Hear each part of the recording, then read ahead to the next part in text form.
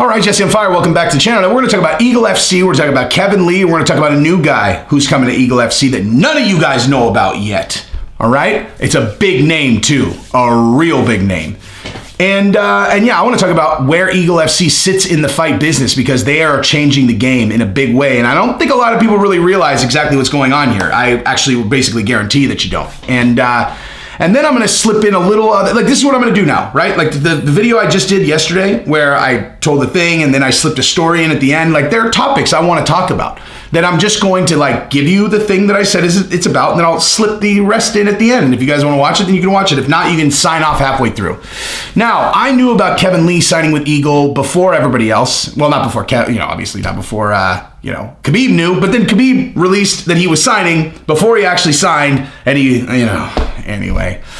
But here's a picture of him signing. Look at this. Well, actually, you know what? Just because maybe I might forget to actually put this in, let me just pull it from my phone. There's a picture of him docu-signing. Exclusive, Jesse on Fire from his cell phone. Look at that. You're not going to find that anywhere else. I challenge you to find that anywhere else because you won't. At least I don't think so. But yeah, so congratulations, Kevin Lee. Great management team over there, and he's going to do really well. And so is EagleFC. EagleFC is going to do really well. You know, you got Khabib, Ali Abdelaziz, those guys running it over there. A bunch of winners is what you've got over there. Winning at life, winning at the fight business, and they have some pretty big partners. If you guys haven't figured out what's really going on here, I'm going to share that with you during this video, or at least we're going to speculate. I'm gonna make an educated speculation. Oh, by the way, if you like the content, subscribe and ring the bell. Tell all of your friends. This is the fastest growing channel in the world. It's just a thing you say. It's not true, or maybe it is. Who knows? Who measures these things? It's growing faster than I expected. How about that? Same thing, biggest or fastest in the world, faster than I expected, basically the same thing.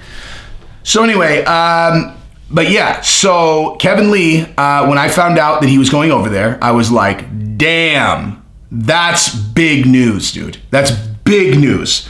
Because obviously, Khabib commands a level of attention where everything he does matters in the fight business. If he's coaching, it matters. If he's coaching a fighter, it matters. Islam Makhachev. Do you understand how big of a deal Islam Makhachev is because Khabib is behind him? Like, I'm not talking about his skills. I'm talking about like where you're like, whoa, what's he gonna do? You know, Khabib, is launching EagleFC. They get the, they get on UFC Fight Pass as a whole. This is a promotion that matters. And you don't really know. You didn't know. People were like, what are they going to do? Are they going to be like, are they just going to do like kind of like Dagestani fighters, like, or, guys from Eastern Europe? Like, what's their plan? And now clearly these guys are signing real guys. They got Barao coming back. Barao is coming back. Very exciting. That's not the person I'm talking about that I'm going to tell you about in a second. You got Kevin Lee. And when I found that out, I was like, that's a big get, dude. That also makes a lot of sense when it comes to the UFC cutting him. Because let's just actually, before I tell you who the other fighter is, let's just get down to where EagleFC is going to fit in this thing. Now, unless I am speculating in outer space, the UFC is helping EagleFC, right? They're supporting them. And that is, I don't know if they own a piece of them or if they're just providing support, but the UFC is providing support to EagleFC. They're partnered with Khabib in one form or another. And that's smart because why? Why is that smart, right? Because it's very clear now. Because when I said they're cutting Kevin Lee, dude, Kevin Lee's super valuable, right? Like even though he's lost some fights, he's super valuable. So now when a guy gets cut, they don't go over to Bellator or they don't go over to BKFC, right? There's an organization that can be where guys that might still have value can fall off and they're not competition to the UFC if the UFC is partnered with EagleFC. So again, I don't know that for sure. I don't know for 100% sure that UFC is like a part owner of EagleFC, but if I was going to speculate, I would speculate that they are and that they're providing financial support in general. They put them on Fight Pass. Right? And look, like it's genius business. Like that's genius business. Why would you you get a guy like Kevin Lee? He's got a huge name. He is a draw. When you find out he's gonna fight, like if he was gonna fight in Bellator, I would watch that fight. I'm just gonna say this, okay? I'm just gonna say it. Takes a lot for me to turn on Bellator, okay? I'm not trying to be a dick to Bellator. It just is what it is. And Scott Coker, when he came out and said, we're not interested in Kevin Lee, okay? So that's either one of two things. Either he's a fucking idiot or he knew that he wasn't going to get him. No third option, okay? He's either a fucking idiot or he knew for sure he wasn't going to get him. Because if he thought he could get Kevin Lee and he says he's not interested in him, then he's a fucking idiot, okay? Like just plain and simple. I know what he's doing. Like if it's that option where he knew or he thought he could get him, but he's like, I'm not interested. The only thing he can do is he's like, we're building up fighters on our own now. We don't need guys that fall out of UFC, so we can build up our own superstars because we did it with MVP and we did it with Aaron Pico. Some bumps in the road there, but like we're building up our own stars. And I'd be like, okay. Well, how's anybody going to know about your stars over there if you don't sign guys like Kevin Lee who already have a big following and they're like 31 years old or whatever? Come on, dude. If Cody Garbrandt got cut, would you not be interested in Cody Garbrandt? You don't like money. You don't like eyeballs. You don't like. Obviously, Scott Coker knows the fucking fight business. He successfully built the challenger to UFC like 5 different times. UFC keeps buying him, and then he keeps just starting again and making it work somehow. And that's what UFC's doing, okay? If Scott Coker can successfully get bought out and then build a successful business, which is essentially like those fish that swim next to a great white shark and just eat their crumbs and keeps on doing that, then that means there's room in the market for another player. Why wouldn't the UFC want to own that one also, right? Why would they want Scott Coker to make money? Okay, like Dana and Scott Coker aren't friends. I mean, at least as far as I know. So that's what EagleFC is, in my opinion. If I was going to guess, that's what they would be thinking. UFC, partner with them, and then they can. Why let Scott Coker have the money? Okay, so that's exciting. Now, who is the person I'm talking about, right? The new person. It's Diego Sanchez. Diego Sanchez is who I'm talking about because in case you guys aren't on Instagram, today he posted congratulations to Kevin. He said he wants in. He wants on EagleFC. Now, EagleFC is signing awesome guys from UFC that have had some losses. They're going to sign. They're going to sign Diego. Why would they not? What possible reason would they have to not sign Diego? Diego definitely is someone that people would watch. I would watch the fuck out of Diego, obviously. I'm going to watch the fuck out of Kevin Lee. I'm going to watch the fuck out of EagleFC, period.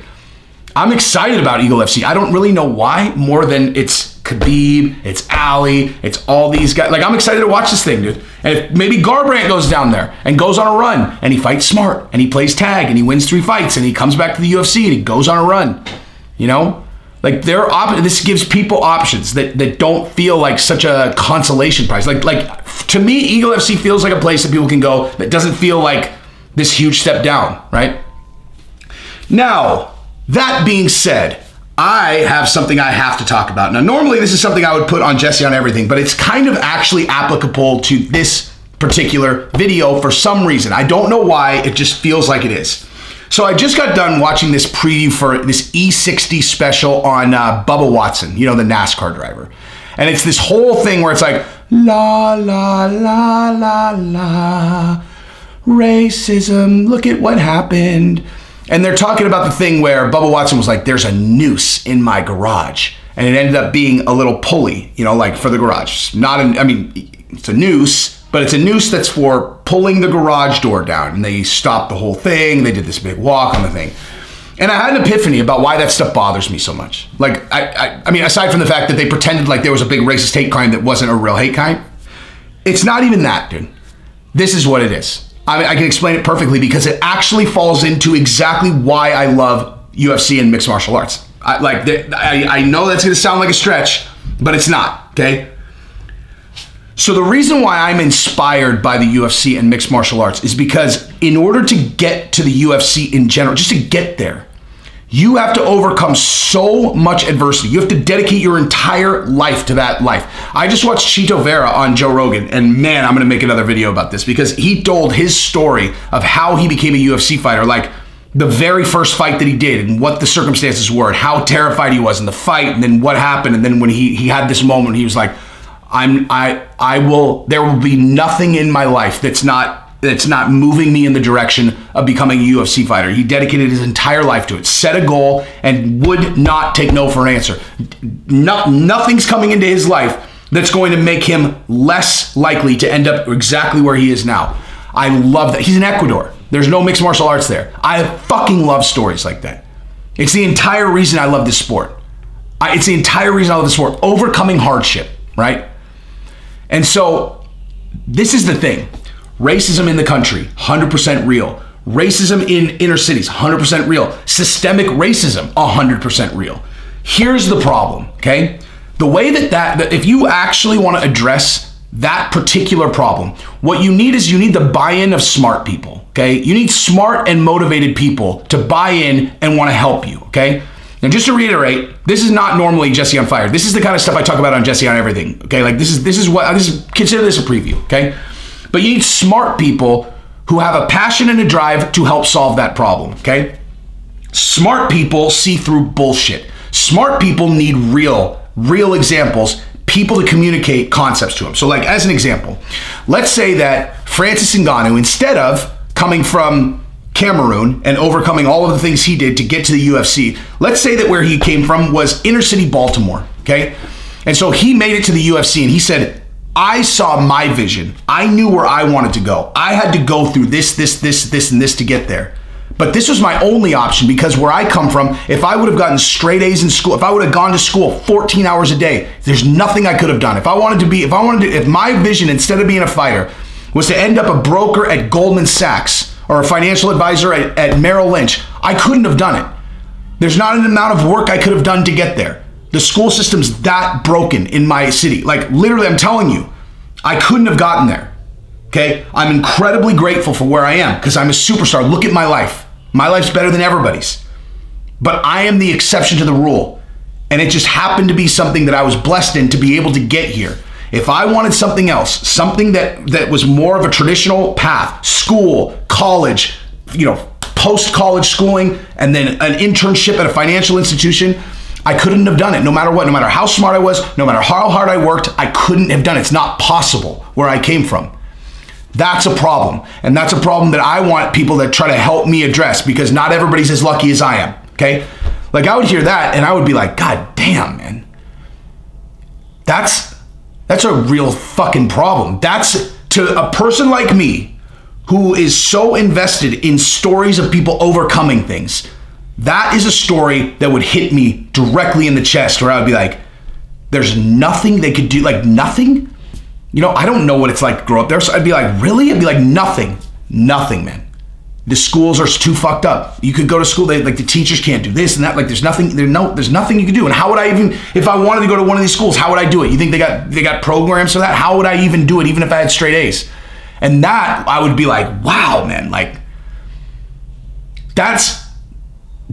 we need to fix that, man. Like that we need to fix, okay? Smart person. A person you could get motivation out of if there's a problem that I can see that I would want to solve, okay? But instead, I get some fucking spoiled millionaire at NASCAR, okay, who walking down the street, you'd be like, is that guy black? You're like, maybe, right? Who has fully embraced it, but not because he has any kind of connection to the culture more than because then he gets to say like, they hung a noose in my garage. And you're like, that's not a noose, dude. Like, that's not a noose. That's a fucking pulley for a garage door, okay? That's a pulley for a garage door.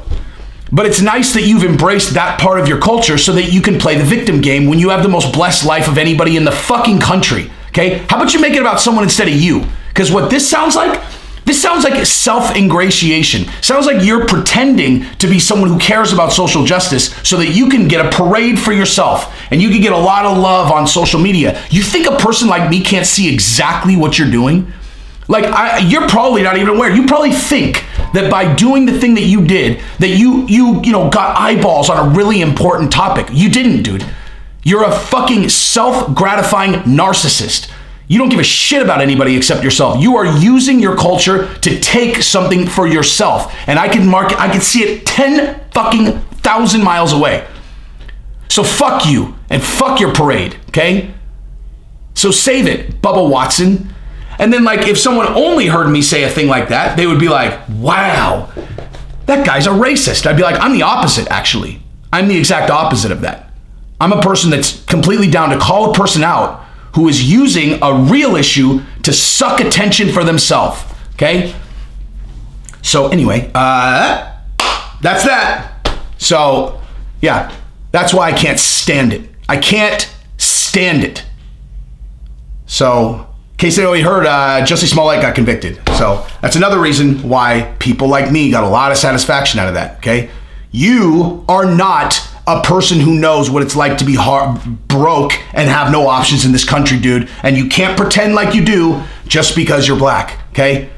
That is, you want to talk about cultural appropriation? That's cultural appropriation. By definition, Jussie Smollett, who got his charges dropped because his mommy called Michelle Obama's chief of staff, okay? You have no idea what it would be like to actually be a kid in the inner city who had no options. And you wouldn't have the work ethic to find out if you could solve it, even if you were. That's probably enough for today. Love you guys.